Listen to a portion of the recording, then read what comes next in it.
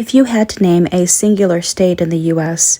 that is best known for its reputation of unbelievable occurrences, Florida would most likely be a heavy contender for the title. This reputation would begin gaining steam with the popularization of the Florida Man internet meme in 2013. The meme would call attention to the alleged prevalence of reports of people engaging in over-the-top maniacal and ill-conceived actions, all coming out of Florida. I mean, who could ever forget Florida Man run over by van after dog pushes accelerator? Classic. But in addition to the lighthearted meme culture putting Florida in the spotlight, there is another prevailing Florida story with much darker undertones. Tonight, as we continue our state-by-state exploration into the most eerie urban legends that continue to haunt us, we journey to Cassadaga, Florida, to take our seat in the Devil's Chair. Cassadaga, Florida, often referred to as the psychic center of the world, is a small community located just north of Deltona and about 50 miles from Orlando in central Florida. It has been given this moniker due in part to the overabundance of residents claiming themselves to be psychics and mediums, and these roots would go all the way back to the mid-1800s, when Pike, New York native George P. Colby would begin traveling around the country, sharing his skills as a spirit medium by giving spirit readings and also in conducting seances as a form of making a living. He began to garner an impressive reputation and would often be referred to as the seer of spiritualism. According to the legend, while at a seance in Ohio in 1875, Colby was contacted through spiritual means by a Native American spirit named Seneca. Seneca, acting as Colby's spirit guide, would direct the medium to Florida, where he was meant to create the world's greatest spiritualist camp. During his journey to Florida, he would befriend other mediums along the way who would help him to locate the perfect location for his spiritualist camp. With Seneca's continued guidance and the instruction to find, quote, the high pine hills overlooking silvery lakes, Colby would find a 35-acre plot of land nestled upon 7 forested hills in the southern edge of Lake Helen, and knew immediately that this was the spot. He would sign the land deed and would form the Cassadaga Spiritual Camp, taking the name Cassadaga from a Seneca Native American word meaning water beneath the rocks. In the early days of the camp's formation, Colby claimed the waters in the nearby lakes had healing powers capable of curing tuberculosis, which was very prevalent at this time. These potential healing powers, paired with Colby's reputation, would entice many well-educated and affluent spiritualists to make their way to Cassadaga and set up shop. This would later lead to an acreage expansion, expanding the camp an additional 22 acres to a total of 57 acres. Despite the flourishing community within the camp, Christianity was still the primary religion throughout the southern state, which would lead to many local preachers spreading rumors of supposedly nefarious deeds occurring on camp grounds, rumors of devil worship, paganism, witchcraft, and rituals would abound. Additional rumors would spread claiming the camp engaged in human sacrifices and would dump the dead bodies in the nearby lakes. These rumors would result in church leaders urging their parishioners to keep their distance. This would create a sense of foreboding panic, casting a large stigma upon the camp, which lingers to this day. Modern-day Cassadaga has flourished and become a thriving community, well known for its populations of mediums, psychics, palmists, and tarot card readers, with many residents offering spiritual and healing services from the comfort of their homes. The architecture in Cassadaga has remained primarily untouched since it was first settled in the 1800s, and was added to the National Registry of Historic Places in 1991. However, it has since seen the inclusion of a few additional landmarks of note, including the Colby Memorial Temple, the Caesar Foreman Healing Center, the Cassadaga Hotel, a camp bookstore, a welcome center, and, of course, the Lake Helen Cassadaga Cemetery. The Lake Helen Cassadaga Cemetery is located between the two small communities serving as its namesake. The early settlers of the spiritualist camp would all eventually find their final resting places within its gates. George Colby himself would be laid to rest here, upon his passing in 1933.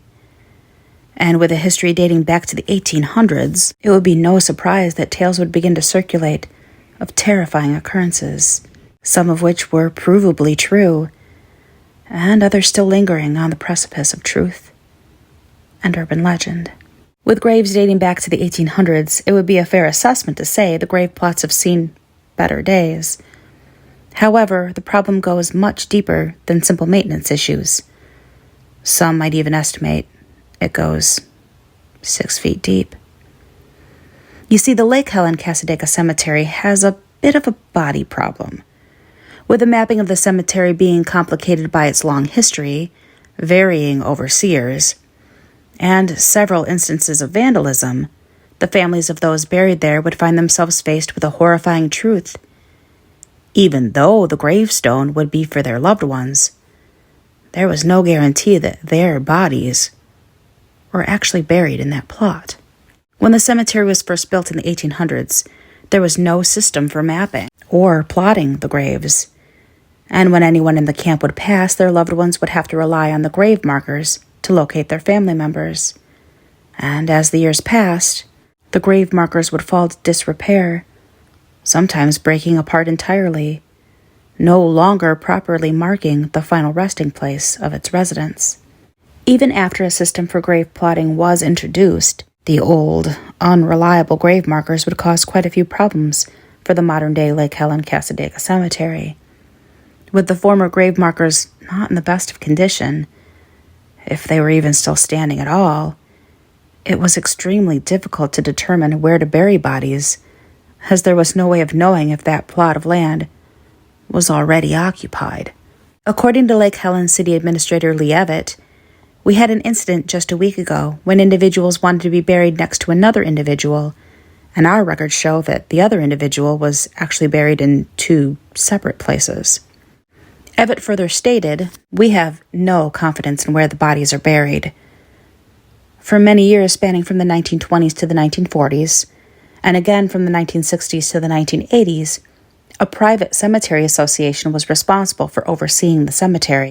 Public Works Director Ricky Mullins stated it was at that point they intervened, taking over maintenance, burial arrangements, and clerical work for the cemetery." According to Beacon Online News, there are 2 sections of the cemetery. The older section is to the east, and a newer section lies to the west. While the older section has mapping that is particularly unreliable, Mullins said the new section hasn't been properly plotted either. I don't have any confidence in the new sections. There are plots in the road. Some are outside of the fence. They're in what should be the walkways. I do the best I can. It's just a mess. Evett also stated that despite Mullins' best efforts, it's now gotten to the point where they're hesitant to sell new plots. A solution would come when the City Commission would approve a nearly $20,000 contract with Minnesota-based company Cemetery Updating Services. The action plan called for the company to travel to Lake Helen and hopefully sort out the grave problem currently affecting the cemetery. Several weeks will be spent walking the cemetery grounds, mapping the acreage. They will further sift through shoeboxes of old records and hopefully, finally, providing the city with an updated map and digitalized records. But there are several other prevailing issues the cemetery has to contend with. Over the years, it has developed quite a reputation based on several instances of vandalism, and of course, the urban legend that brings us here today, the tale of the Devil's Chair. But we'll get to that in a minute. Another area of concern which caused further issues with grave identification would be the many instances of vandalism over the years. This would include a 1984 incident involving ripped-out headstones, and, even more disturbingly, the removal of a portion of a skull from one grave. Eventually, students from nearby Stetson University would be charged with the crime after police found the skull, quote, rolling around in the trunk of one student's car. And just 2 years prior, in 1982, there was an incident involving 3 Lake Helen juveniles. In this instance, an estimated 38 headstones were defaced and toppled, and a skull was again removed in this vandalism outing, although this time, the whole skull was removed.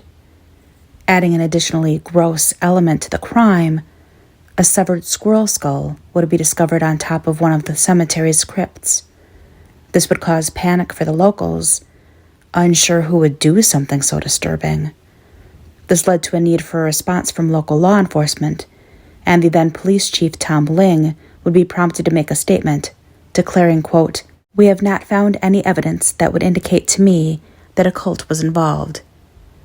The statement was poignant, as there was clearly enough evidence to suggest otherwise. Ultimately, the panic left in the wake of the vandalism and the concern of continued late-night break-ins, the city took full control of the cemetery. This led to the construction of a fence and a special police detail posted in the area, hoping to discourage vandals. But, as it would turn out, vandals wouldn't be the only thing to fear in this cemetery. And now a word from our sponsors. Are you authorized to be backstage? No. Hey, where's VENATOS? Are you allowed to be here? Just tell me what the VENATOS. are. I want to take a moment to thank this video sponsor, VENATOS. At this point, there isn't much I can say that you don't already know.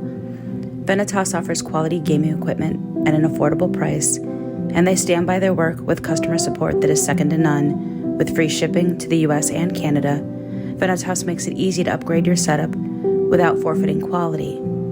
Go to venatos.com and make sure to use code PRESSSTARTMOM at checkout to secure your 10% discount. Thank you to VENATOS for sponsoring this video and for your unwavering support of the channel. Let's get back to the video. Cemeteries tend to evoke thoughts of darkness and evil in a majority of people. After all, to walk through a cemetery is to walk among the dead. So it's hardly a surprise that many consider cemeteries to be among the most haunted places in the world. And if you ask those who have journeyed through the Lake Helen Cassadaga Cemetery, they will tell you this is most assuredly the case. And in addition to a potential haunting, they will tell you one malevolent spirit of the cemetery may very well be the devil himself. But before we get into the darker details of what would come to be known as the Devil's Chair, we first have to discuss the bittersweet tale of how the chair came to be. In the 1920s, a resident of Lake Helen unexpectedly lost his wife, Mary Thatcher, and had her interred in the now famous Lake Helen Cassadaga Cemetery. Heartbroken and grief-stricken, the man would diligently walk to the cemetery every single day to visit his wife's grave.